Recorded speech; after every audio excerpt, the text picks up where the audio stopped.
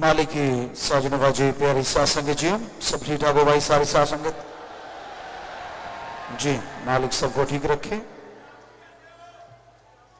सदगुरु अल्लाह वाहिगुरु राम हर पल हर जगह हर समय मौजूद रहता है। इंसान की जैसी सोच होती है वैसा फल उसे देता रहता है। नेकी की सोच हो, अच्छाई की सोच हो तो इंसान को कई गुना ज्यादा मिलता है। बुराई की सोच हो तो उसे हासिल नहीं होता। शिष्य मुरीद कोई भी डिमांड रख सकता है, कोई भी इच्छा अपने अंदर प्रकट कर लेता है, पर ये तो राम वो ईश्वर परमात्मा जानता है कौन सी इच्छा जायज है और कौन सी इच्छा नाजायज है। जो जायज है वो पूरी कर देता है, जो नाजायज है वो कभी पूरी होने नहीं देता।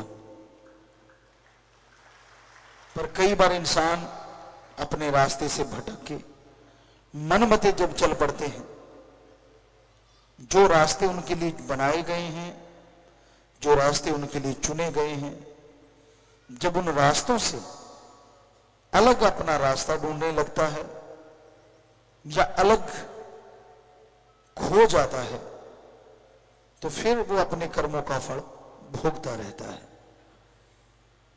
अगर अपने पीरो मुर्शिदे कामिल सदगुरु के बताए हुए रास्ते पे चलता जाए तो पहाड़ जैसे कर्म भी वो कंकर में बदलते देर नहीं करता।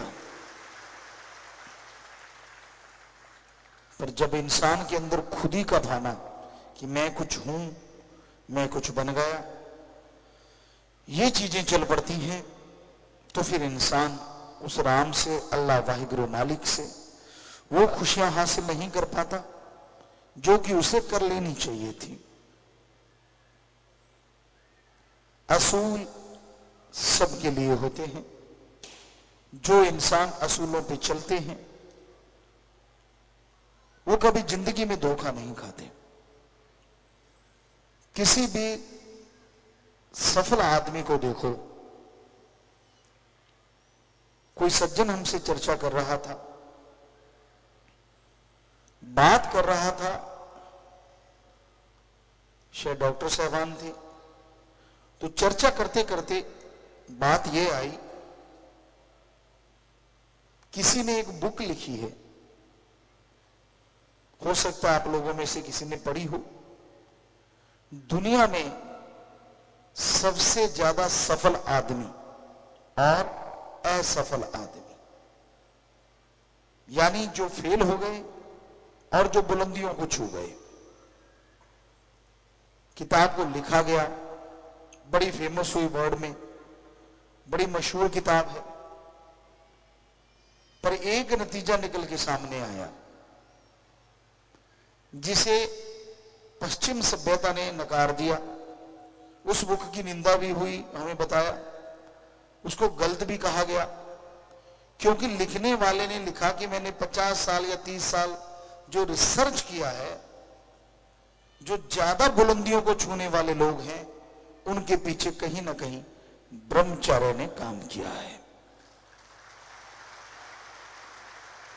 भारत में तो ये चीज मानी जा सकती है, लेकिन विदेशी लोग इन चीजों को नहीं मानते। उन्होंने उसकी निंदा की, लेकिन हकीकत यही थी जो उसने रिसर्च किया।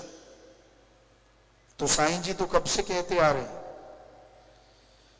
वचन मानो, सुमरन करो, सेवा करो, अमल करो, पर जब आप अपनी एक अलग हस्ती बना लेते हैं तो फिर गड़बड़ हो जाती है। कितना आसान सा तरीका बताया है। आप घर गृहस्थी हैं, परिवार वाले हैं, तो आपके लिए जरूरी है अपने माँ बाप, बहन भाई, बच्चे, परिवार की संभाल करना, कर्तव्य निर्वाह करना। क्योंकि घर गृहस्थ में रहते हो तो ये फर्ज बनता है अपने माता पिता के लिए, बहन भाई के लिए, पति पत्नी के लिए, बेटे बेटियों के लिए, रिश्तेदारों के लिए उस कर्तव्य का निर्वाह अवश्य करना चाहिए। लेकिन सबसे जरूरी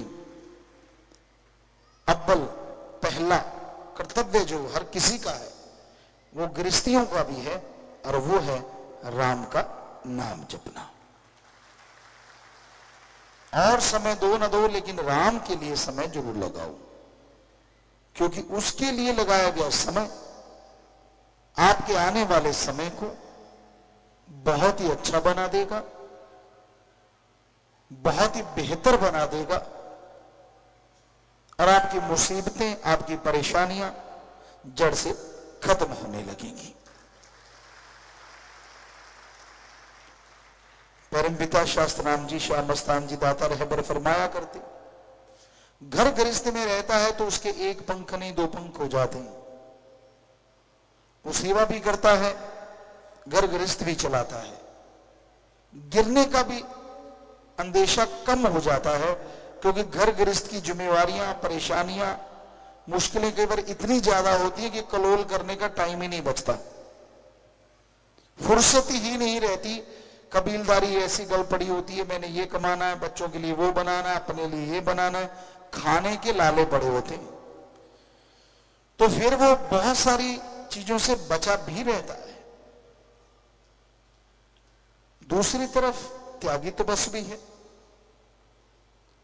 अब आप ये सोचते होंगे सच्चा त्यागी, सच्चा तपस्वी कौन होता है? हम सच्चे सौदे की बात कर रहे हैं, साईं मस्ताना जी महाराज की। उन्होंने वचन किए, सच्चा त्यागी तपस्वी ब्रह्मचर्य का पालन करता है।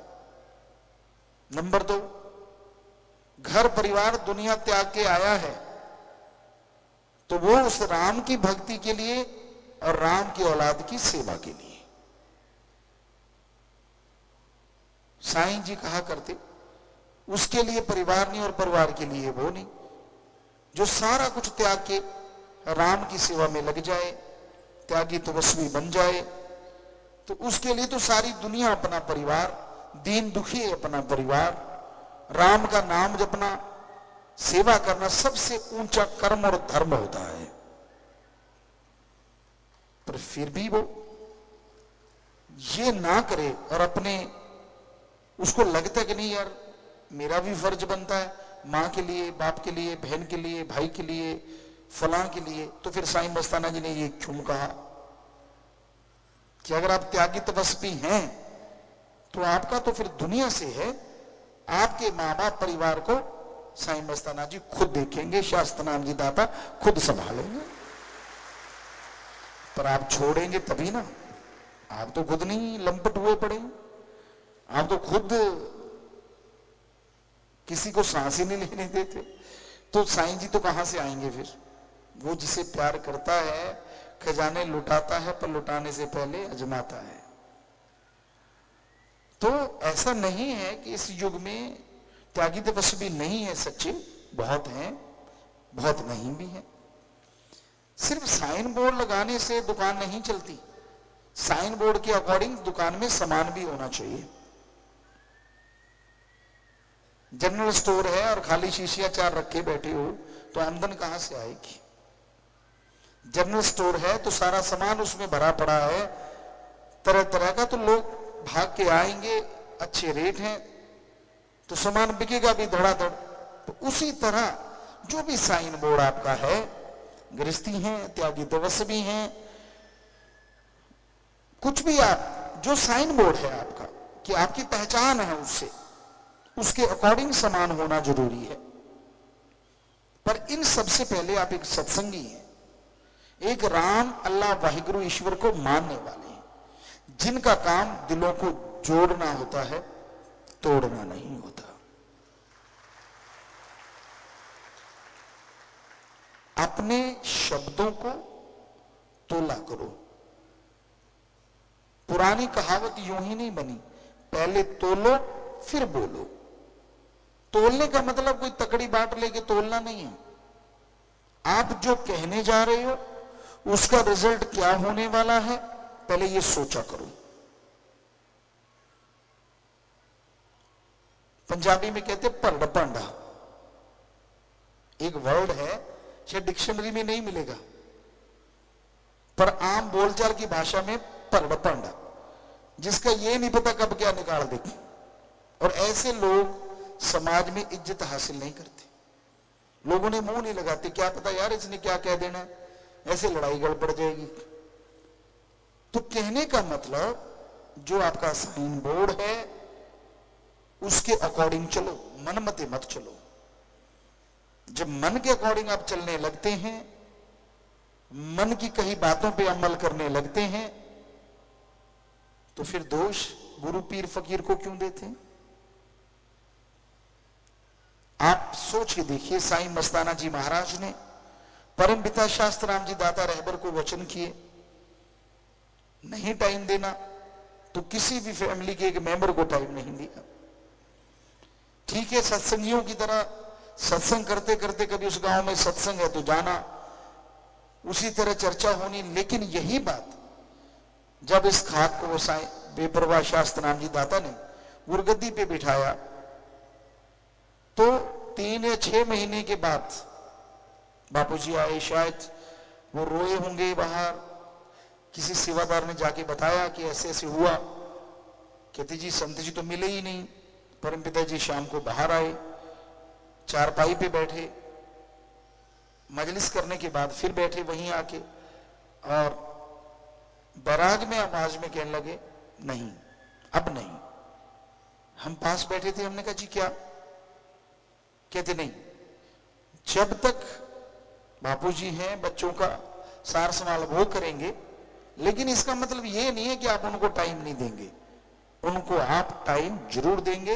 अब पहले की तरह नहीं होगा, जैसे इस शरीर की माता जी को अधरंग हो गया था वियोग में, अब ये नहीं होने देना। तो सतगुरु के वचन है, हमारे लिए तो ये वचन हुए। कईयों को होता है त्यागी तपस्वी घर गृहस्थी कि यार पिताजी जब टाइम देते तो हम क्यों नहीं, हमें तो सतगुरु ने वचन किए, हम तो वचनों की खाते हैं। 6 महीने वचन नहीं किए, पूछ सकते हो, सवाल पैदा ही नहीं किया, हमने कभी पास भी फड़कने दिया हो। लेकिन जब वचन कर दिए सतगुरु, कहे नदी में या कुछ भी, तो सतगुरु के लिए तो सब कुछ है। उन्होंने वचन हमारे लिए स्पेशली किए और किसी को तो किए नहीं, कि आगे से ऐसा नहीं होगा। जब तक ये है ठीक है, नहीं तो बाद में बच्चे जब भी सलाह चाहें, जब भी जैसे ये टाइम चाहेंगे, इनको टाइम जरूर देना। तो हमने सतवचन, तो सतगुरु ने जो हुक्म किया होता है शिष्य को, उसके अनुसार चलना ही होता है। पर आप नकल करने तो बैठ जाते हैं, कभी अकल का इस्तेमाल भी किया करो कि हाँ भाई इधर तो वचन हुए, हमें क्या वचन हुए, आम को क्या वचन हुए, कभी सोचा है? वो तो 1948 से वचन हुए, वो तो कभी विचार नहीं किया। तो इसलिए विचारा करो। सतगुरु को, अल्लाह राम वाहिगुरु को सबका फिक्र है। जब आप सब डोरियां उस पर छोड़ देते हो, अरे उम्मीद तो किसी अच्छे धनाड़ की, सरपंच की ले लो, वो बड़ी मदद करने से पीछे नहीं हटता। तो पीर फकीर तो वाहिगुरु राम के जानने वाले होते हैं, कोई उस पे डोरियां छोड़ दे तो क्या राम कोई कमी आने देगा? पर आप डोरियां छोड़ो तो ना, आपको तो खुद की डोरियां कसी हुई हैं। तो इसलिए आप टेंशन में रहते हैं, परेशान रहते हैं, दुखी रहते हैं, गमगीन रहते हैं। उसको सब फिक्र है। बेपरवाह जी ने कितने भजन रखे हैं, ये हो नहीं सकता कि उसको पता ना चले कि तेरी रग दुखती है, तेरे को परेशानियां, हो नहीं सकता। टाइम लग सकता है, इसमें भी उसकी कोई रजा होती है, उसकी कोई वजह होती है। तो इंसान को खुद ही छोड़नी चाहिए। हम तो एक ही बात कहते हैं, ये कलयुग है, निंदा चुगली बुराइयां छोड़ दो। जो साइन बोर्ड है उसके अकॉर्डिंग अपनी दुकान में, यानी अपने शरीर में वही सामान रखो। दुकान कोई और, सामान कोई और, तो धोखा खा जाओगे। इसलिए साइन बोर्ड जो भी लगे हैं, समझदार को इशारा काफी है, उसके अकॉर्डिंग चलते जाओ। यकीन मानो अंदर बाहर वो राम, वो सतगुरु, वो अल्लाह, वो वाहिगुरु, वो मालिक किसी तरह की कोई कमी तो क्या आने देंगे, बल्कि कुलों का भी उद्धार करते चले जाएंगे। धन धन सतगुरु तेरा ही आशा। सभी साथ संगत जी से निवेदन है कि मेरा चैनल जरूर सब्सक्राइब करें जी। धन धन सतगुरु तेरा ही आसरा।